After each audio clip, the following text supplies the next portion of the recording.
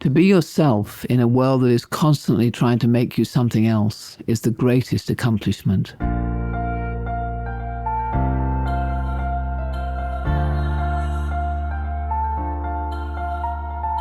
This is Walking Your Talk, a podcast about leadership, authenticity, and courage. I'm Carolyn Taylor. Over my career, I've worked with well over 100,000 leaders in every kind of organization. People who are committed to closing the gap between their own values and those of their organization and how they show up every day. I wrote a book called Walking the Talk on how you change corporate culture, but this is much more personal. If you want to be known as someone who walks their talk, then this podcast is for you. I think what Emerson doesn't say in that quote is why is it the greatest accomplishment and what are the benefits of actually being a values-driven person as an individual, as a team, and ultimately as an organization. At a personal level, when I meet people who I would describe as being very values-driven, they have an aura about them. And I think when I feel at my most values-driven, I feel good about myself, because I know that I'm being true to myself. And the best way of describing that is, imagine if you are walking down the street and you find someone's wallet that's dropped, or you're sitting at an airport and someone's left it on a chair or something. Have you ever actually handed in a wallet that you found? I know that I did once. And I went home feeling unbelievably good, positively sanctimonious about myself. I had done a good thing today. It wasn't so much about not taking the money, because I had money in my own wallet, but it was about queuing up and bothering to find the place you had to hand it in, and all that drama you have to go through at the police station. It all takes time. So I had made a small sacrifice, and somebody was going to be extremely happy. And I remember there was another time where I actually found someone's passport on the train, and I rang them up and said, I found your passport on the train. What would you like me to do? And I ended up sending it to them. And they sent me this lovely letter afterwards, just about, most people wouldn't bother and were so pleased to do it. And I felt pretty damn good about myself. So in the end, I think, why is values driven worth it? Because it makes you know that you're right, you're living the right life when you do that. And on an organizational level, of course, it's unbelievably motivating. People love to work for an organization that they know is values driven, that is doing their best to do that. It's extremely rewarding as an employee to be a part of that. So that's why we're going to explore this.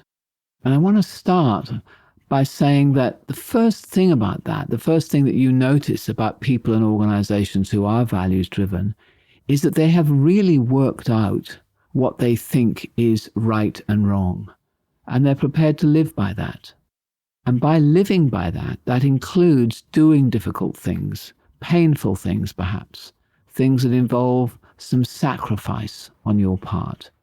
Because you have had to live by a code of ethics, and that code of ethics may mean that you have to make a short-term sacrifice, maybe of profit, maybe of being liked by somebody because you're doing the right thing.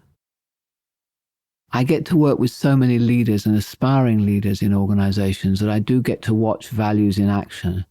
And I have to say that there is definitely a scale of how strongly people are prepared to stand up for and live by a code, a moral code of what they think is right and wrong. It would be something that I could judge somebody on really quite quickly. And many people do what is expedient.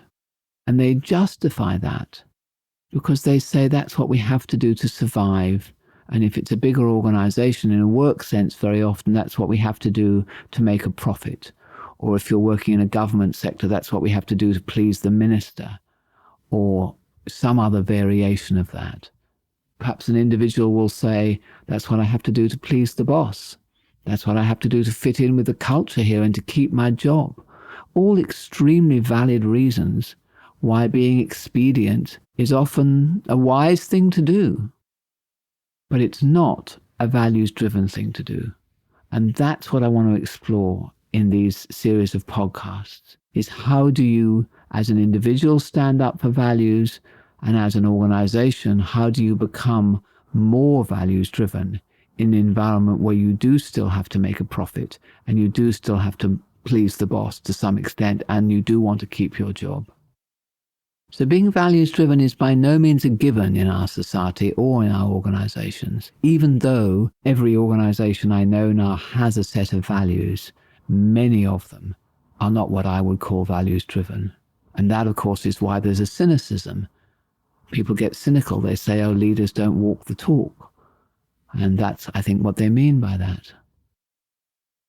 How does that leave people feeling who work in those organizations? What I've noticed is you start to close down the part of you that is led by a moral compass, and you no longer really are authentic. You're not walking your own personal talk. Some people feel that very keenly. Something dies inside of them. Their passion, their sense of moral indignation, and they become a shadow to an extent of who they really are and can be.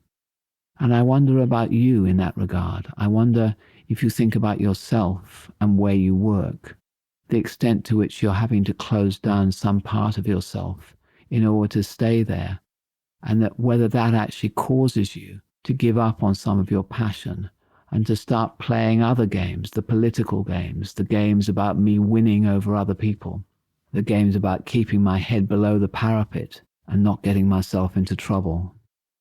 Then for other people, I think that that has happened so completely that I don't really think that they feel the loss anymore. It's just how life is. And that's sad too, of course. Perhaps a survival mechanism, but it's sad too.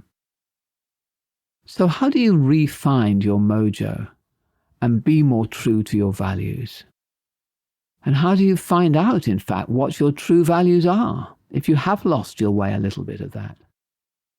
And how do those values, your personal values, marry with the values of your organization? With all of that, then, how do you live authentically by walking your talk? Big questions, I think, for our 10-minute podcasts here, but we'll start on some of them.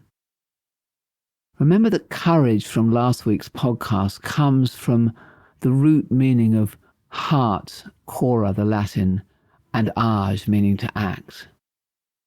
So I think the first step in being values driven is actually to work out for yourself, what do you feel very strongly about? What do you hold strongly in your heart? For many, the answer would be their family. That would be the first answer. If you have a family and you say to people, what do you really value? They will often say that as the first. For others, it may be a cause. They may say taking care of the environment, for example, is a value they hold very strongly. And for yet others, it's a way of living or a way of being. Freedom, for example, as a value, or loyalty, or respect. All of those can be the things that you value the most. So if you're not sure where to start on that, what I'd suggest you do is to find a list of common values. You can find them on the internet. We have a list of about 50 that we use quite regularly, and if you can't find a list on the internet, ping me on LinkedIn and I'll send you through a list. So what we will often do is, you have a list of 50 values, and it might include things like family and good health. Being generous might be a value, many things. And what we get people to do is to sort them into 3 piles. You cut them up into little cards. And one pile are things that are definitely values for me. One pile are things that are definitely not. So, for example, security has never been a strong value of mine, although as I'm getting older, it might maybe have gone up a little bit, but certainly when I was young, that was not a value. And then there are some that are in the middle as maybe. And then you take the top list and you start to rank them, so you really can find your top 3.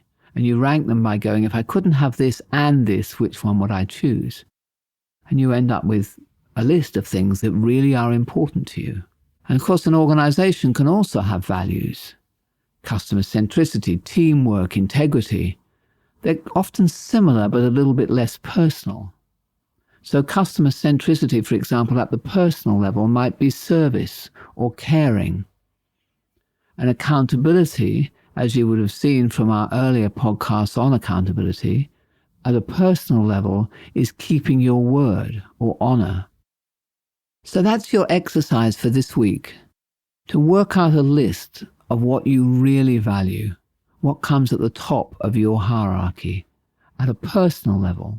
And then if you work for an organization that has values, or maybe you just run your own business and you have values, see where there are links and if there are links, and whether or not what you value most strongly personally is going to help you or hinder you in contributing to the organizational values or the organizational cultural goals or principles. Different organizations call them different things. So 2 parts to the exercise. One is to come up with a list of values that are most important for you.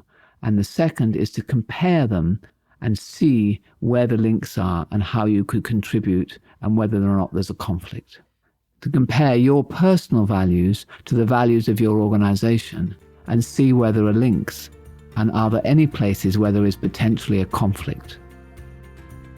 Next week, we're going to look more deeply at this issue of the values hierarchy and what it actually means when you want to become values driven.